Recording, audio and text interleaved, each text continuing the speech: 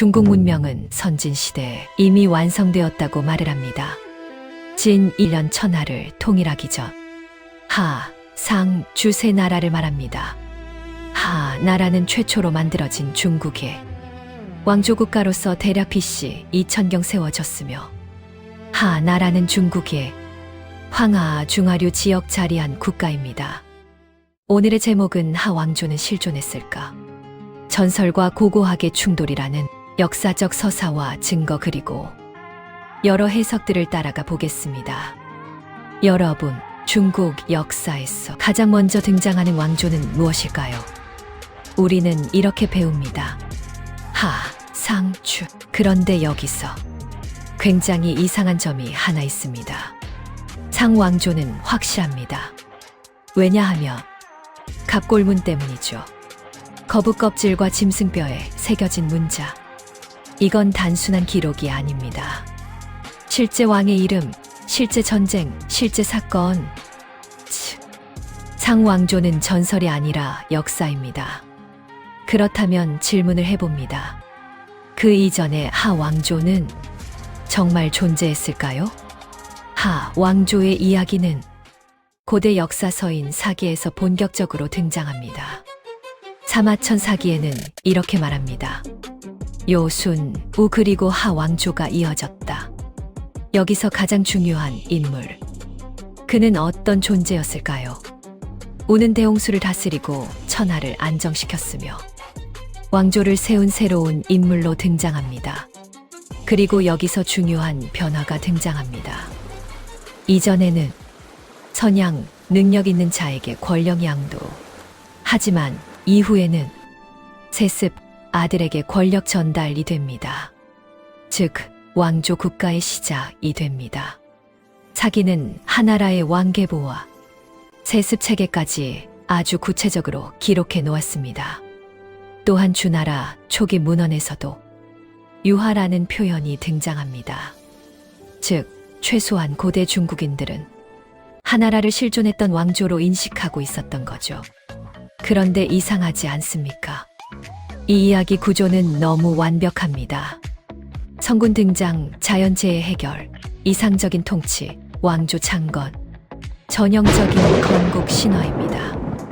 20세기 초 학자들은 이 질문을 던지기 시작합니다. 하 왕조는 정말 있었나? 이유는 단순합니다. 직접적인 유물이 없다. 문자 기록이 없다. 동시대 기록이 없다. 비교해볼까요? 상왕조는 갑골문이 존재하고 왕의 이름이 확인 가능합니다. 하지만 하왕조는 아무것도 없습니다.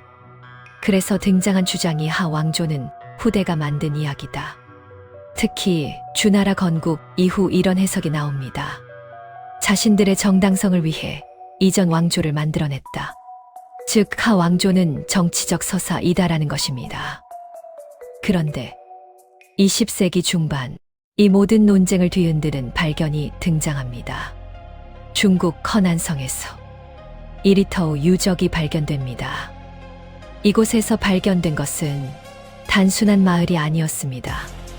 계획된 도시 구조, 거대한 궁전 건물, 청동기 제작 체계, 명확한 계층 사회가 있었습니다. 그리고 연대는 기원전 약 1900년에서 1500년. 이게 왜 중요할까요? 상왕조보다 이전입니다. 상 이전에도 국가가 있었다.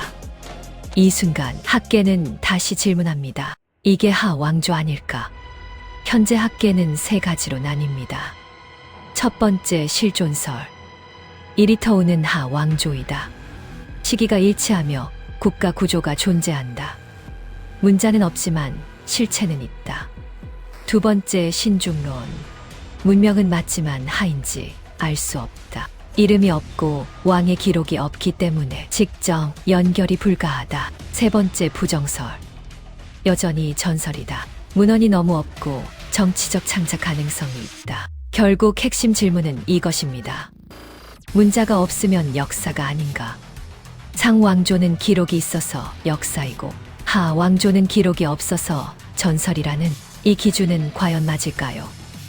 유적은 있는데 이름이 없다면, 문명은 있는데 기록이 없다면 이건 단순한 문제가 아닙니다. 역사를 무엇으로 증명할 것인가? 이제 또 하나의 흥미로운 기록을 보겠습니다. 전국시대 초나라 시인 구로원, 그의 작품 초사에는 이런 구절이 등장합니다. 동의의 영웅 예가 하를 바꾸었다. 이건 의미합니다. 외부 세력이 권력에 개입했다. 또 다른 기록. 후한서에는 하왕 태강이 예에게 쫓겨났다. 이건 단순한 신화일까요? 아니면 실제 권력 교체의 흔적일까요? 고대 중국과 한반도의 경계로 여겨졌던 유주, 즉 북경. 이 유주가 언제 처음 설치됐는지 아십니까? 기록에 따르면 그 시작은 무려 우순, 즉 우리가 흔히 말하는 순임금의 시대까지 거슬러 올라갑니다. 중국에서는 삼왕오제 가운데 한 명으로 이상적인 성군으로 추앙받는 인물입니다. 그의 이름은 중화, 씨는 규, 성은 요, 그리고 수는 사후에 붙여진 시호입니다. 도읍은 오늘날 산서성 영제 일대 포판으로 알려져 있습니다. 그런데 여기서 한 가지 이상한 점이 등장합니다. 중국의 대표적인 백과사전인 바이두에서는 순임금을 황제 헌원의 8세손, 즉 화하족의 계통으로 설명하고 있습니다. 심지어 그의 아버지 고수 역시 한족으로 분류하고 있습니다. 하지만 이 설명은 시간적으로 맞지 않습니다. 왜냐하면 순임금보다 훨씬 이전에 있었던 판천 전투, 황제 헌원이 염제 세력을 통합한 사건 이후에 화하족이 형성되었다고 보기 때문입니다. 즉 순임금이 태어나기도 훨씬 전에 이미 화하족이라는 개념이 완성됐다는 건데, 그 계보에 순임금을 끼워 넣는 것 논리적으로 맞지 않는 이야기입니다. 그렇다면 고대 문헌은 순임금을 어떻게 기록하고 있을까요? 유교 경전 중 하나인 맹자에는 이렇게 명확하게 적혀 있습니다. 수는 동이 사람이다. 또한 공자의 후손이 남긴 기록에서도 수는 동이에서 태어나 중국에 들어가 천자가 되었다고 합니다. 이 말은 무엇을 의미할까요? 순임금은 단순히 중국 내부에서 성장한 왕이 아니라 동방계통, 즉 동이 문화권 출신 인물이라는 것입니다. 그렇다면 동이란 무엇일까요? 공자는 중화 세계의 바깥을 동이, 서융, 남만, 북쪽으로 구분했습니다. 고대 기록을 종합하면 순임금은 단순한 화하족 군주가 아니라 동이 계통에서 출발해 중원으로 진입한 인물로 해석할 수 있습니다. 하나라를 세운 우임금, 상나라의 제상이윤, 그리고 황제 헌원조차도 동방 계통과 깊은 연관이 있다는 기록들이 존재합니다. 여러분, 역사는 단순히 기록된 사실이 아니라 누가 어떻게 해석하느냐에 따라 달라지는 이야기입니다. 순임금이 누구였는지, 그가 어디에서 왔는지에 대한 논쟁은 단순한 인물 평가를 넘어서 동아시아 문명의 기원을 어떻게 바라볼 것인가라는 더 큰 질문으로 이어집니다. 우리는 지금 그 질문의 한가운데에 서 있는지도 모릅니다. 맹자 역시 수는 동이인이다. 즉, 중국이 말하는 성군조차 동쪽 집단 출신일 가능성을 기록해 놓았습니다. 하지만 여기서 반드시 짚고 넘어가야 합니다. 동이는 하나의 민족이 아니라 여러 집단의 총칭일 가능성이 높습니다. 그리고 이 모든 것은 해석입니다. 여러분은 어떻게 생각하시나요? 여러분, 하왕조는 지금 어떤 상태일까요? 존재했을 가능성은 높다. 하지만 확정되지 않았다. 어쩌면 하왕조는 완전히 사라진 왕조가 아니라 이름을 잃어버린 또 하나의 국가일지도 모릅니다.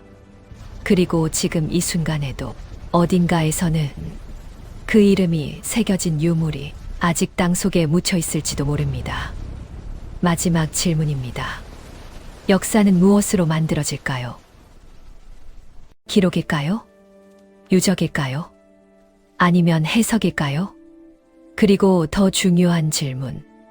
우리가 배우는 역사는 과연 누구의 이야기일까요?